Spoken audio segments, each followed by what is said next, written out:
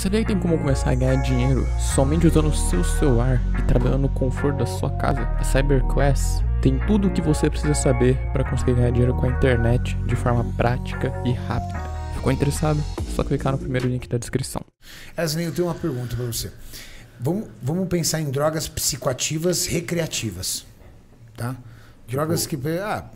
de êxtase a cocaína. O cara usa, não é medicamento, o cara usa. Até quanto isso pode afetar a saúde mental do cara ao ponto de ele começar a desenvolver um problema psiquiátrico, por exemplo? Isso é de pessoa para pessoa, é tempo de uso. Porque entendendo a fisiologia aí do que você disse, essas regiões do cérebro que são hiperestimuladas e acabam sendo hiperestimuladas através dessas substâncias, elas criam, não sei se o termo certo é esse, lesões, ou ele cria alguma situação que faz dele uma pessoa resistente a hormônios como dopamina. Sim. Cara, quando o cara, por exemplo, usa um êxtase, usa uma cocaína, a dopamina dele deve ir para as alturas de uma forma suprafisiológica jamais vista. E isso tende a ir retornando ou não? A gente não sabe se os danos... A gente sabe que a adicção, uma vez desenvolvida, ela é crônica. A pessoa que foi uma vez adicta, o resto da vida ela vai ter que pisar em ovos com a substância. Às vezes a pessoa fica 20 anos em abstinência, sem usar, e aí acontece um problema na vida dela, ela volta quase no mesmo grau que parou. Existe um termo que você falou, lesão, né? Na verdade, são mudanças neuroplásticas. O nosso cérebro ele é plástico. Quando você induz o seu cérebro a uma experiência, os circuitos mudam e se reconfiguram. Isso é a base neurobiológica de um aprendizado. Um cara chamado Eric Kandel ganhou o prêmio Nobel em 2000, porque ele mostrou que o seu cérebro, frente a um aprendizado, tem síntese proteica dentro dele. Renato, é igual, quer dizer, não é igual, mas é muito semelhante estruturalmente à criação de massa magra.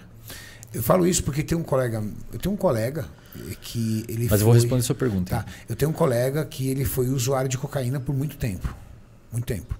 E ele passou por clínica, tudo tal, e assim, quando jovem. E hoje, por exemplo, ele tem quase 50 anos. Se passaram 30 anos.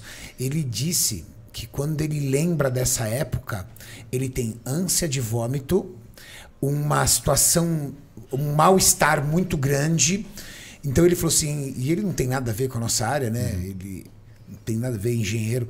E ele falou assim, Renato, é muito louco, cara. Se passaram 30 anos, mas o meu cérebro lembra. Porque quando eu lembro, por exemplo, quando ele vai contar alguma situação que aconteceu, já começa a dar dor de estômago nele, um frio no estômago muito grande, uma sensação já tipo, ó, o coração já começa a acelerar. Então, aí por isso que me veio essa curiosidade. Cara, deve ter acontecido alguma coisa no cérebro desse cara que registrou isso, porque, cara, passaram 30 anos e o corpo dele reage ainda a essa situação. Ó, eu vou te explicar uma parada agora que você nunca mais vai esquecer. De verdade mesmo. Você nunca vai mais esquecer. Lembra que o núcleo accumbens está no lado da região que forma vício? Esse núcleo accumbens, quando você vai estimulando ele com prazer, que no caso a droga causa prazer, de uma forma suprafisiológica, essa circuitaria migra para o estriado dorsal, formando um vício. O mesmo ocorre quando você faz musculação e quando você começa a fazer dieta, quando você começa a estudar, quando você começa a ter um comportamento saudável. A formação do hábito de treinar e a formação do hábito de cheirar coca no cérebro é igual. Tá. Mas por que a coca forma mais fácil? Porque é suprafisiológica. Mas o circuito é o mesmo. Quando você começa a estimular isso com frequência, tem um estudo da Nora Volkow, na PNAS, uma revista muito boa lá dos Estados Unidos, que ela estudou cérebro de pessoas usuárias de metanfetamina e cocaína. Ela foi olhar essa regiãozinha. Ela descobriu que essa região tem menos receptores de dopamina disponíveis. Ou seja, os receptores de dopamina, tal qual acontece com receptores de insulina, quando você come muita comida açucarada, eles internalizam. Eles criam resistência à ação.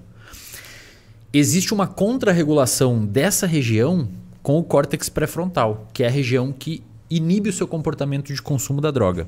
Então, quanto menos receptores de dopamina você tem devido ao uso excessivo da substância, menos ativo fica o seu córtex pré-frontal e menos você consegue controlar o seu comportamento. Então, esse mecanismo em looping é um mecanismo que explica Cerebralmente, a dependência química e a tolerância. Então você precisa de mais, mais, mais. O que a gente sabe hoje? Aí não foi com humanos, tá? Foi com macacos. Quando você vicia um primata não humano, um macaco, se você dá a opção dele usar cocaína, ele usa o macaco. É injetado. Ele aperta a alavanquinha lá e fica loucão. Caramba. Só que detalhe, o macaco alfa não. O macaco alfa usa menos cocaína. O subordinado usa mais. Porque eles formam uma hierarquia, né? O alfa tende a se usar menos cocaína se você dá a opção dele usar. Mesmo já tendo provado. Mesmo ele já tendo experimentado. Eles não... É que o alfa ele não tem muito porquê. Porque ele come bem, ele tem as fêmeas, ele dorme num lugar melhor. Digamos que ele já tem os recursos prazerosos na vida dele. Seria o equivalente a uma pessoa que treina, que tem uma rede de apoio em casa, tem família que ama, tem amigos legais, tem uma escola bacana. Tem uma namorada bonita. Ele tem menos o porquê. Agora, o cara que não tem tudo isso e que ainda sofre porque os macacos subordinados eles dormem na chuva, comem os restos, apanham. Quando você dá a opção da droga, eles se afundam, bicho. Deixa eu fazer uma pergunta. É legal, né? Então, olha, o enriquecimento do ambiente protege você contra o uso da substância. Só um momentinho, Paulo, perdão. Claro. E quando você vai olhar o cérebro desses animais, lembra dos receptores de dopamina? Eles têm mais, os macacos alfa. Então, a droga não tem tanto poder de reforçar eles. Eles sentem prazer com coisas simples. Não tem muito porquê. Então, seria, translacionalmente, de uma maneira bem grotesca, um cara fica felizão com um treino de perna e uma marmita depois, cara. Tão quanto o maluco que usa droga. É legal isso. E isso mostra por que o esporte hoje pode proteger muitas pessoas contra o uso de substância.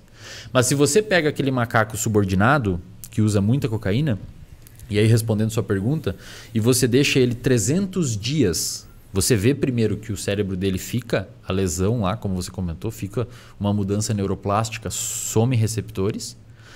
300 dias sem o macaco usar droga, você olha o cérebro dele, ainda tá com... Ainda tem, não volta.